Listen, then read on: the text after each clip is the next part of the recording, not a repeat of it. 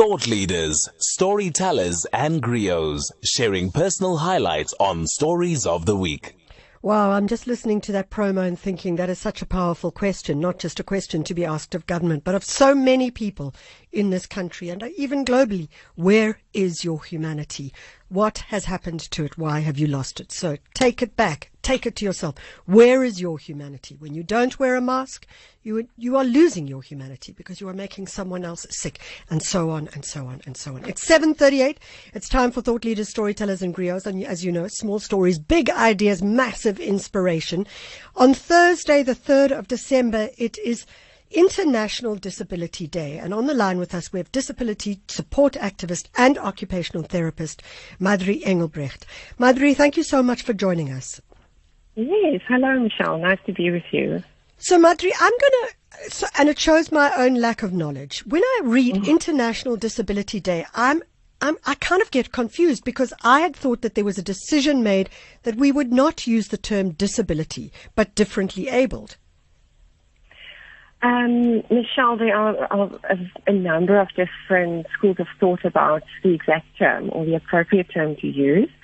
We take our lead from Disabled People South Africa, from our local activist groups and disability organizations on what terms to use, what are appropriate. And at the moment, what is in the public eye is what has been approved by persons with disabilities themselves. So you can comfortably use it at the moment as it is. Differently abled is certainly an alternative term that is also used by certain groups, and that is also acceptable and appropriate. Thanks, Madri. I mean, I think that it's always good to know what language is the best language for a diversity of issues. So we know that the theme for this year, for example, is towards a disability inclusive, accessible and sustainable post-COVID-19 world. Let's start with the inclusive. Talk to us about that. So, inclusivity and the word inclusion has been used for many, many years, but the reality of really physically including and having someone with a disability work alongside you or go to school alongside you or just be in our day-to-day living spheres is unfortunately not that real. So we definitely, there's a huge, strong message at the moment around making inclusivity real. And I know you want to talk to me about the tool that we've worked on around disability inclusion in workplaces as well. And hoping that we can definitely also use the 3rd of December to launch and really strongly move with it. To create real inclusion in workplaces for persons with disabilities. So we're going to talk about the tool in a moment, which sounds fascinating, but there is an area that I am interested in. It's the concept of accessibility. And I know, for example, that SA Tourism has a regulation or a rule where they look at universal accessibility. So for those people who may not understand what UA stands for or what it really, really means, talk us through it. So universal access is a concept that's got to do with making not just physical spaces accessible to persons with disabilities or people who just maybe move in a way different from everyone else. As an example, a young mother who's pushing a pram along, or an elderly person who needs to access a building in a different way. So that's what universal access is about, and it promotes the idea that if we make spaces accessible to everyone in a specific way, then persons with disabilities would also very much easier access those areas. It's not just about physical spaces, it's also about access to information. Brilliant. So, for example, someone who cannot see accesses print differently from someone who can see, or accesses a computer screen differently from someone who cannot see, who can see. So that's the concept of universal access. And the point is that if we achieve that, all of the almost extra adaptations or extra changes that we currently need to bring in our living environments to allow persons with disabilities to access it, those will fall away because the same universal access principles are implemented everywhere.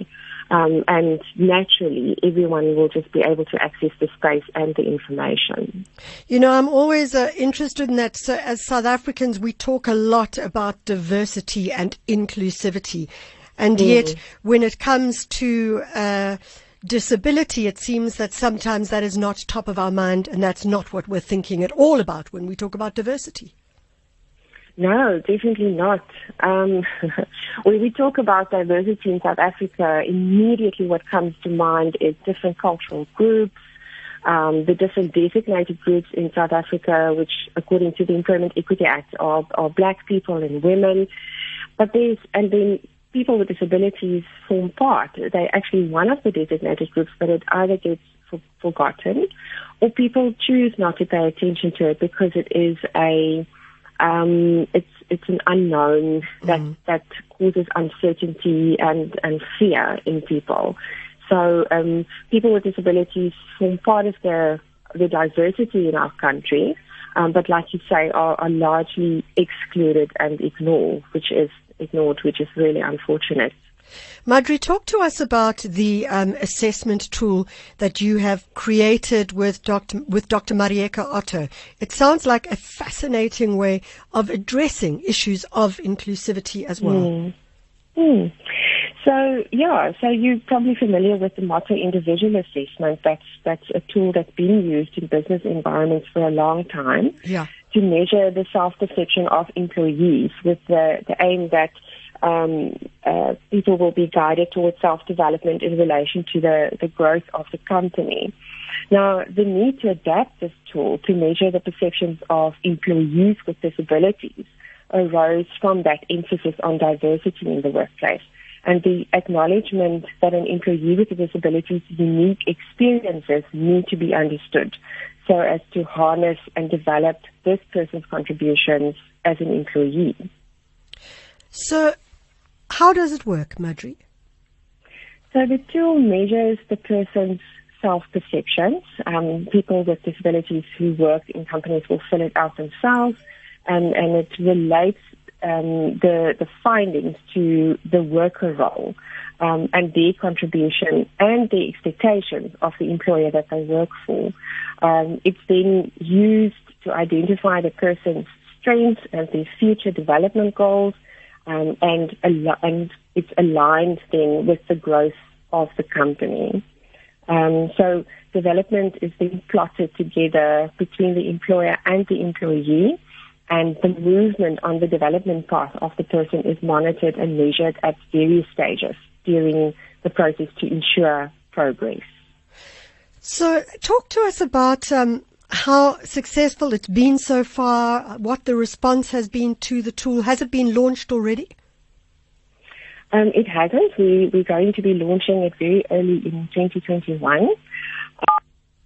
And so far is to test it out with a variety of persons with disabilities, specifically people with physical disabilities who have acquired those disabilities because of some sort of trauma. Which we know that kind of acquisition of disabilities is very high. There's a very high rate in South Africa of that. So we've tested it out, and we are fleshing out the little changes that we might have to bring in, working through the findings with the people who took the assessment for us.